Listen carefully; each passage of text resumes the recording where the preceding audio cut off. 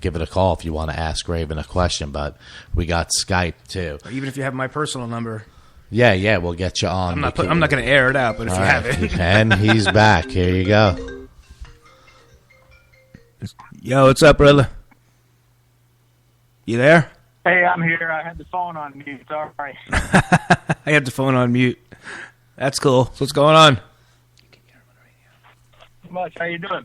Doing good, man. Hanging out here, doing the studio thing. You're on the air, so watch what you say. Oh, you could curse. Yeah, just No, don't you say can curse. anything private, I guess. But you could say whatever. Don't whatever give your the social fuck you security number out or your bank account number or nothing, but you can curse or whatever else. Do you want to talk to? So we're live. I You keep. can ask you questions. Yeah, ask me whatever you want. Sweet. First question I have for you, Raven, is who's your favorite drummer? You, of course, right now. My favorite drummer, probably my favorite drummer is, of course, Tommy Lee. But, in fact, I don't get a chance to play with him. But you are. You buying beer tomorrow, right? Good answer, my friend. Good answer, my I know.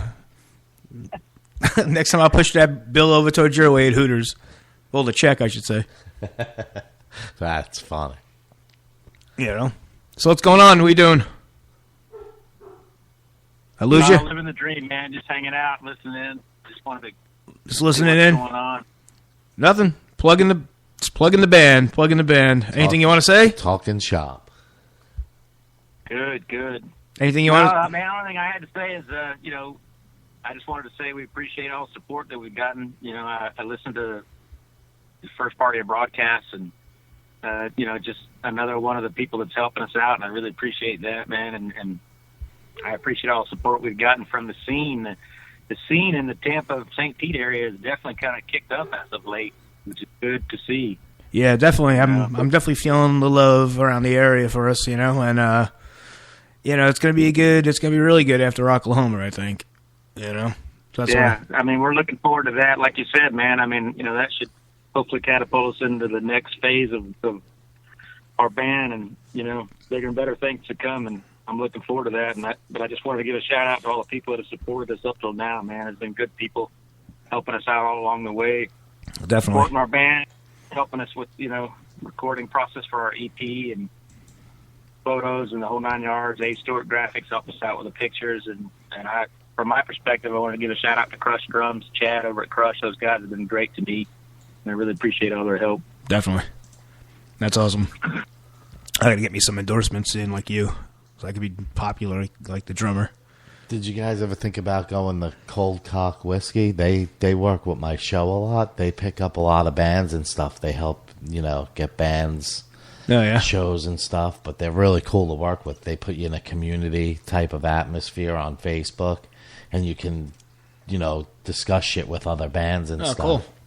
But you should look into that. Definitely I'll give you the email address. Sweet. And shit. Definitely will. Anything to open us up to more people is a great thing. We just want to, like I said, we're a new band. No matter what, no matter how old we are, we're a new band. And, just new music, original music.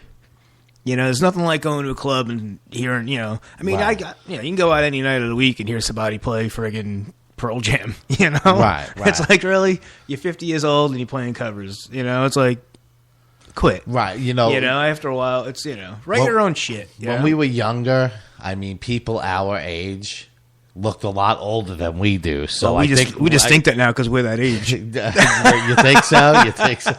I don't know. I don't think we're those people. We're those people that they said, man, if I get that old, I'm gonna go down again. That's funny. In like 3 years, we have to move the stage back another 10 feet, so he look better again. Too, put a barrier in front of the state theater stage, bring it back 10 feet. Yeah, no, I hear you. No zoom lenses on your camera. Yeah, no pictures, no flash photography. No flash. That's funny. I just wish, I don't really have a band anymore, man, but I would love to jump on stage somewhere, but I'm probably feeling too old for that shit anyway. It hurts the next day, I tell you. But I love my couch. What do you got going on, locally in the area as far as 5 Star Hooker? Locally, we got the Lita Ford show in April 23rd at the State Theater. That's your CD release. And No, then, the CD release is going to be May 13th at the local 662.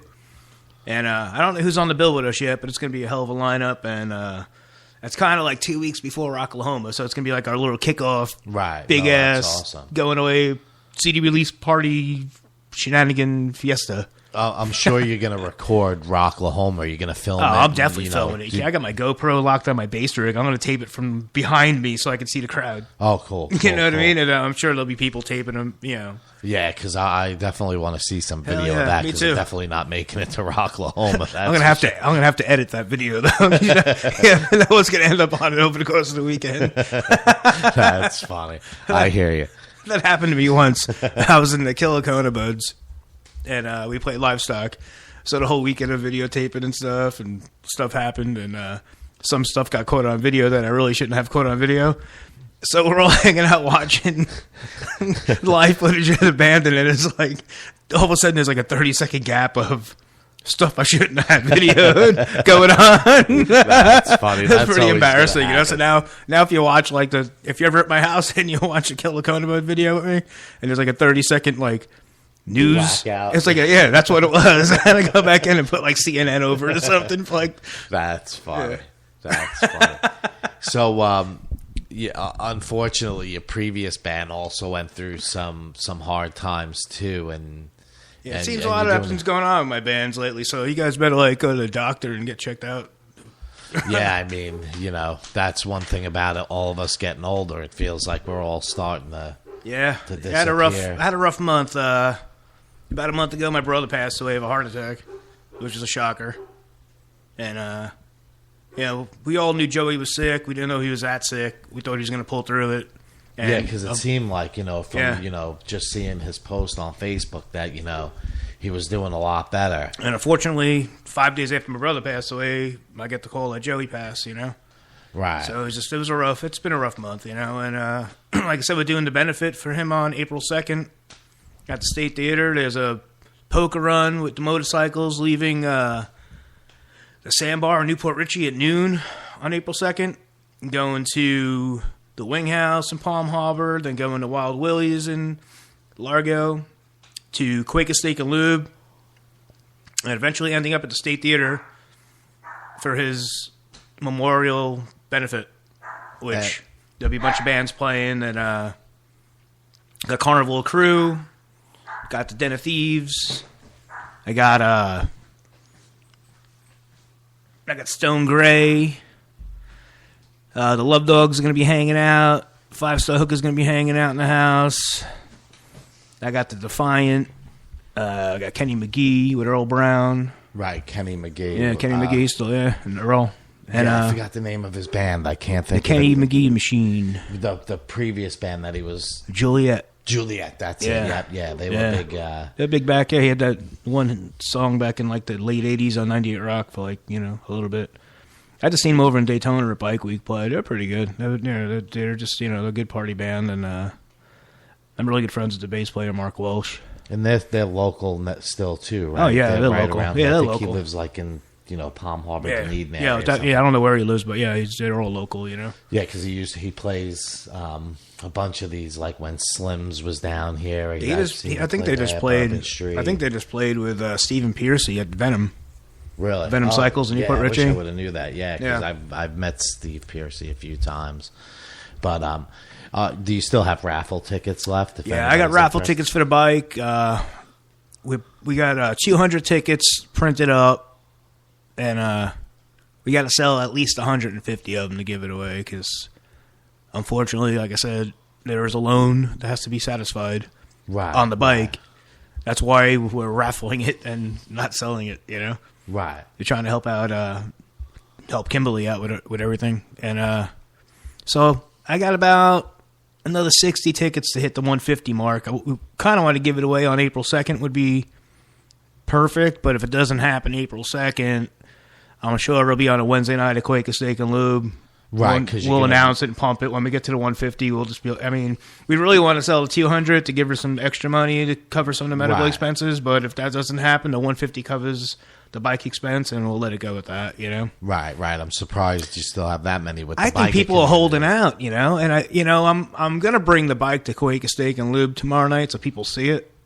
Walking around with a ticket in your pocket, right, and people taking your word on the bike is one thing, but if they see it. Right. That's another story, you know. I mean, a 1 in 200 shot to win a $15,000 bike is pretty freaking good. Right. So I mean, it doesn't matter what they get in the end, but you're still. Well, if you don't ride, you could sell it for $12,000, $13,000. Right. Exactly, for $100. Exactly. And if you don't win, you're helping out Kim. Yeah, it's helping his family because I'm sure she's got a lot of cost involved with everything going on, and then she doesn't really want to hold a bike and pay a loan on something for a sentimental value. I mean, it was the guy's bike. I know he bought it while he was as sick. Is that something that he just wanted to? Something he always wanted to do is ride with us. Me and Sakoshi ride.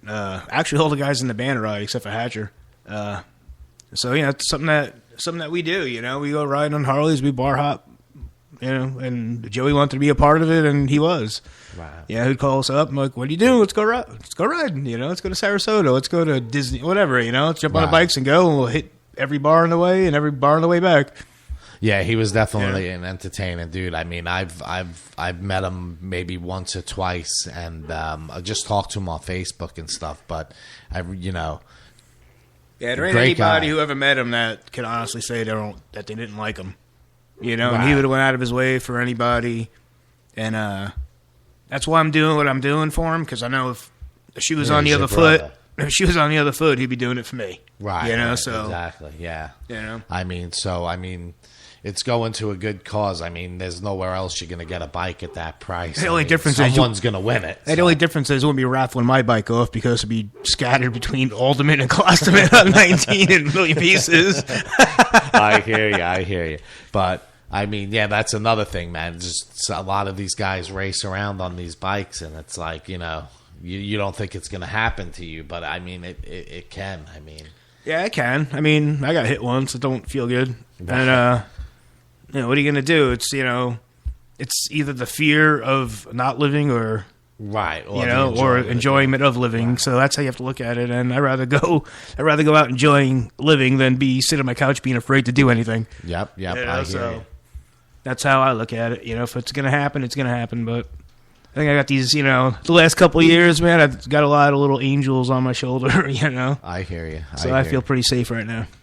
Right. Well, at least it didn't end tragically. I mean, the guy was loved. So, I mean, my dad, he just, it's 5 years this week that he died on his motorcycle. So it hits, close to home, stuff like that. Oh, definitely.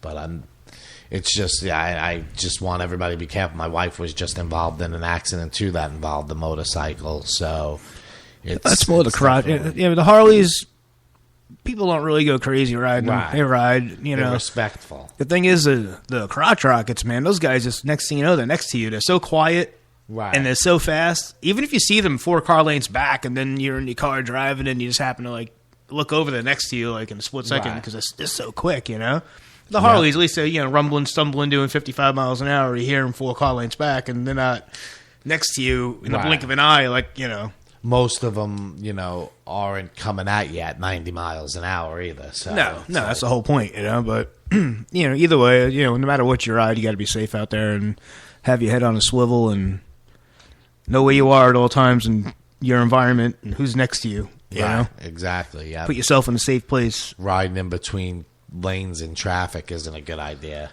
I pulled that stunt once. It don't work very well. But so we'll get just a lot of stuff has gone on in the past few years for you. So I'm glad to see that things are starting to move. You're getting Rocklahoma. A lot of good things are happening. Like I said, everything's looking positive, and just can't wait to get back to playing. I feel like it's been forever.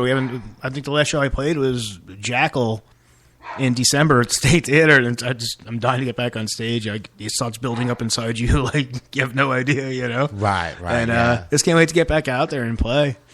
Yeah, it's definitely that's one of the good things. I mean, if a tour came about would you guys be about that, or Probably not.